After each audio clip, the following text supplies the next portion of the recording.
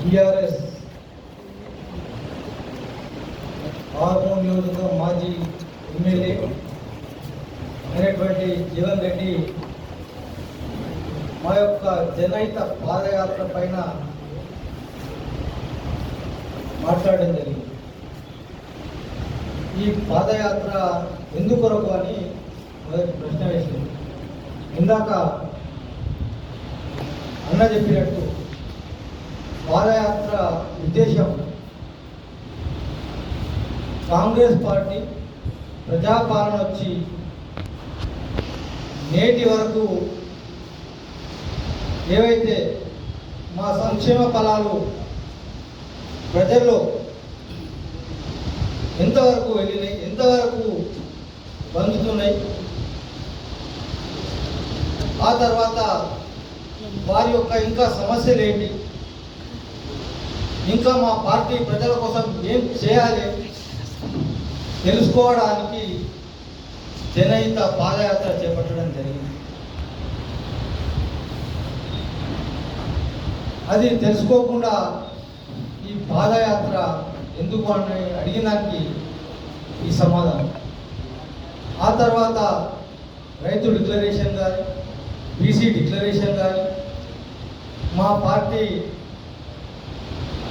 నాయకులు ఎన్నికల కంటే ముందు నిర్వహించినటువంటి రైతు బీసీ డిక్లరేషన్ ఖచ్చితంగా అమలు పరుస్తూ ఉన్నాం. ఈరోజు రైతులకు రుణమాఫీ 2 లక్షల వరకు రుణమాఫీ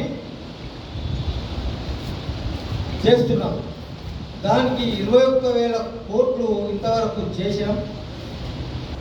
ఏదైతే ఇంకా కొంతవరకు కానీ రైతులకు ఖచ్చితంగా రాబోయే రోజుల్లో అందుతాయని చెప్పేసి సందర్భంగా తెలియజేస్తారు. అదేవిధంగా రైతు భరోసా అన్ని వర్గాల వారికి ఆల్రెడీ అందరికీ అందినాయి. అదేవిధంగా సన్న వడ్లకు బోనస్ కూడా ఇవ్వడం జరిగింది. ఇకపోతే బీసీ డిక్లరేషన్ ఆ రోజు మా అగ్రనాయకులు రాహుల్ గాంధీ గారి భారత్ జోడో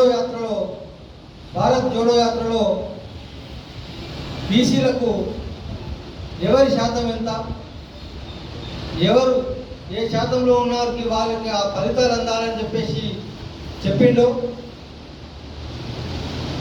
ఆ మాటను మేము అధికారంలోకి వచ్చిన తర్వాత మా ముఖ్యమంత్రి రేవంత్ రెడ్డి గారు, మా పార్టీ అధ్యక్షులు మహేష్ కుమార్ గౌడ్ గారు కుల గణన నిర్వహించి దాన్ని మేము మా రాష్ట్రంలో అమలు పరుస్తూ ఉన్నాం.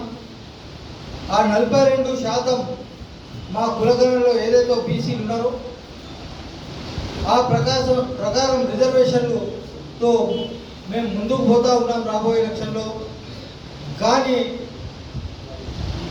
కేంద్రంలో ఉన్న పార్టీ కూడా ఈ 42% బిల్లు రిజర్వేషన్ని ప్రవేశపెట్టి పాస్ చేయాలని చెప్పేసి రేపు 5, 6, 7 తేదీల్లో మా నాయకత్వం మొత్తం మహేష్ కుమార్ గౌడ్ గారి ఆధ్వర్యంలో ఢిల్లీలో ధర్నా చేయడం జరుగుతాం.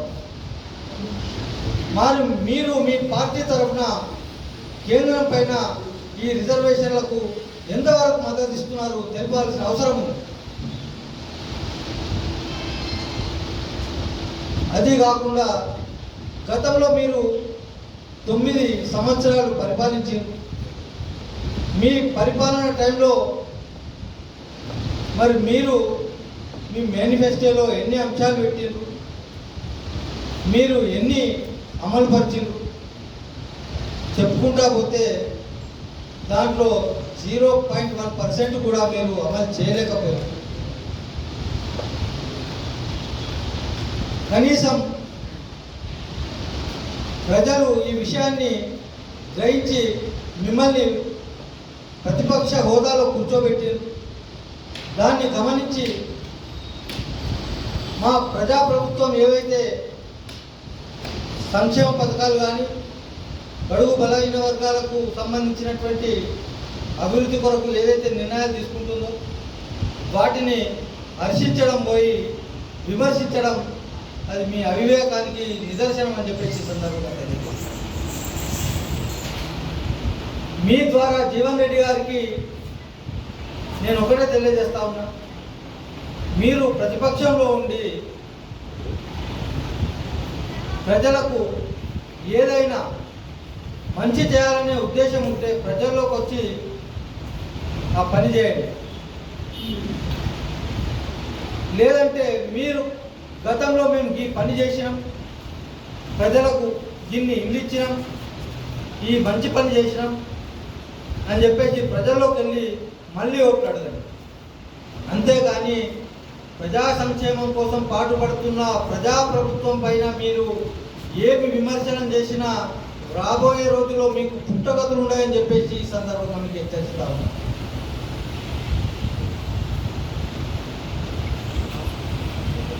జీవన్ రెడ్డి గారు, మీరు మా మచ్చలేని నాయకులు ఇందాక అన్న చెప్పినట్టు మీనాక్షి నటరాజన్ గారు ఒక నిరాడంబర జీవి. అన్నీ ఉన్నా ఆయన ఒక గాంధేయవాదంతో ఈరోజు ప్రజల మధ్యలోకి వెళ్ళి ఆమె జీవితం ఎలాంటిదో మీ పత్రికా సోదరులందరూ తెలుసు. ఏనాడైతే ఏఐసిసి తెలంగాణ ఇన్ఛార్జిగా వచ్చినప్పుడు ఆయన గురించి మీ పత్రికలు చాలా చెప్పినాయి ఆమె జీవితం గురించి. అది తెలుసుకొని నువ్వు అవివేకంతో మా ఏఐసిసి ఇన్ఛార్జ్ కానీ, పిసిసి అధ్యక్షులు కానీ, మా ముఖ్యమంత్రి కానీ, మా మంత్రి వర్గంలో నుండి ఇలాంటి నాయకుల మీద పిచ్చి ప్రేరేపణలు పేలిన మా కాంగ్రెస్ కార్యకర్తలు ప్రజలు మీకు చాలా రోజుల తర్వాత మొన్న మధ్యనే మాకు తెలిసింది, మాతో పాటు జిల్లా ప్రజలందరూ కూడా చర్చించుకుంటూ ఉన్నారు. ఈ జీవన్ రెడ్డి అనేటోడు ఆర్మూర్ మాజీ శాసనసభ్యుడు, బీఆర్ఎస్ పార్టీ జిల్లా అధ్యక్షుడు, మతి భ్రమించిందట. మరి మతి భ్రమించి హైదరాబాద్లో కూడా చాలా ప్రాంతాల్లో పిచ్చి ప్రేలాపనలు పేరుతున్నాడని ఇదొక చర్చనీయాంశం అయిపోయింది. తెలంగాణ ప్రాంతంలో నిజామాబాద్ జిల్లాలో ఆర్మూర్ శాసనసభ పరిధిలో దానికి తగ్గట్టుగానే నిన్న తెలంగాణ భవన్లో మీడియాతో మాట్లాడుతూ, ప్రెస్ సోదరులతో మాట్లాడుతూ ఆర్మూర్లో జనహిత పాదయాత్ర ఏదైతే జరిగిందో అది జనరహిత పాదయాత్ర అని అంటుంది. నేను అనుకున్నా వీడికి మతి భ్రమించింది అనుకున్నా, కానీ వీడికి కంటి చూపు కూడా పూర్తిగా మందగించినట్టు కనబడతా ఉంది. ఆర్మూర్ పట్టణం అంతా ఒక జనసంద్రంలా, గతంలో ఆర్మూర్ పట్టణ చరిత్రలో ఎన్నడూ ఎప్పుడు ఎవరు చూడని విధంగా వేలాది మంది జనం స్వచ్ఛందంగా తరలివచ్చి రాష్ట్ర కాంగ్రెస్ కమిటీ అధ్యక్షులు మహేష్ కుమార్ గౌడ్ గారి నేతృత్వంలో, మా ఆల్ ఇండియా కాంగ్రెస్ కమిటీ ప్రధాన కార్యదర్శి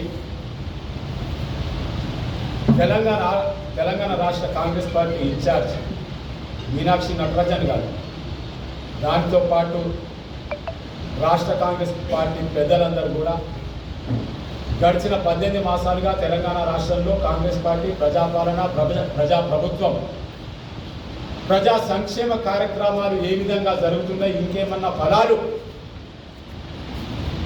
ప్రజలకు అందుతలేవా, నేరుగా ప్రజల వద్దకు వచ్చి తెలుసుకుందామన్న ఉద్దేశంతో ఏర్పాటు చేసిన ఈ జనహిత పాదయాత్రను ప్రజలందరూ కూడా బ్రహ్మరథం పట్టడం జరిగింది. మరి ఈ జీవన్ రెడ్డి అనేటోడికి మరి వాటికి ఎక్కడ చూపు మందగించిందో, ఎక్కడ ఏమైందో, మరి వాటి బుద్ధి మందగించిందో అర్థం కావడం లేదు.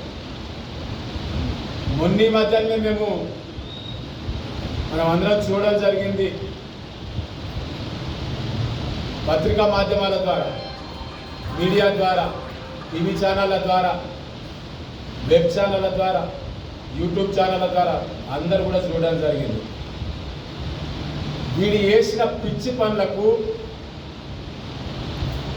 సాక్షాత్తు కేసీఆరే ఫామ్ హౌస్ నుంచి ఈ జీవన్ రెడ్డి అంటూ మిడిసిల వాటి నువ్వేందని అన్నాడు. మన భాషలో, మన తెలంగాణ యాసలో, మన భాషలో